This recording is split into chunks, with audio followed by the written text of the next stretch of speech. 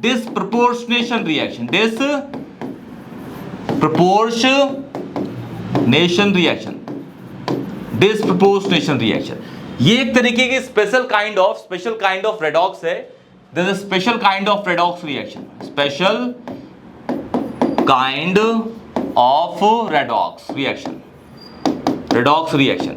इसकी ये उन रेडॉक्स रिएक्शन से क्यों अलग है, ठीक है, क्योंकि इससे पहले जो आपने 3 रिएक्शन पढ़ी उसमें हुआ क्या, ध्यान सुनिएगा।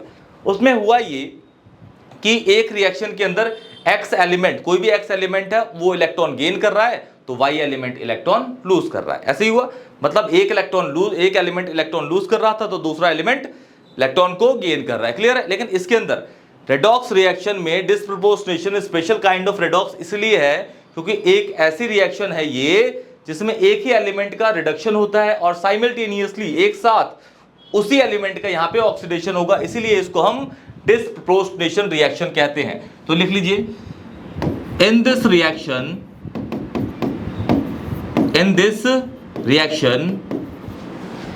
The same element get oxidized and reduced simultaneously, मतलब एक साथ, simultaneously, called disproportionation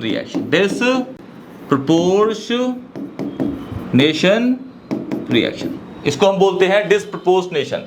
यहां पे ATI और आएगा, ठीक है ना, सेम स्पेलिंग है, इसको मैच कर लीजिएगा, ठीक है। डिसप्रपोर्शनेशन रिएक्शन, एग्जांपल दिखाता हूं मैं आपको। मेरे पास है H2O2, इसको मैंने हीट डाल के पानी में तोड़ दिया और साथ में निकल गया O2, हाफ O2 कर देते हैं, बैलेंस कर दिया, चलो ठीक है। अब ये है हाइड्रोजन पेरोक्साइड। हाइड्रोजन पेरोक्साइड में ऑक्सीजन पे -1 चार्ज होता है, यहां पे हो गया ये -1, यहां पे क्या हो गया बेटा, ये माइनस का 1, यहां पे हो गया ये प्लस का 1, यहां पे ये ऑक्साइड है तो ये -2 हो जाएगा, यहां +1 हो जाएगा, यहां पे कुछ नहीं है तो 0 हो जाएगा, ठीक है। हाइड्रोजन +1 से +1 में है, हाइड्रोजन एक तरह का स्पेक्टेटर है क्योंकि ये ना इलेक्ट्रॉन को गेन कर रहा है ना इलेक्ट्रॉन को ये लूज कर रहा है, क्लियर, ओके। अब ऑक्सीजन की बात करते हैं, तो ये -1 से यहां पे आ गया -2 पे, तो -1 से -2 पे आया, मतलब उसने एक इलेक्ट्रॉन गेन करा, क्लियर है। तो ऑक्सीजन यहां पे गेन ऑफ 1 इलेक्ट्रॉन पर O एटम, और gain of electron is always reduction, क्या है बेटा, रिडक्शन, ठीक है। अब O जो है -1 से 0 पे गया एक बार, तो -1 से 0 पे, तो इसने क्या करा बेटा, लूज करा, क्या करा, लूज करा।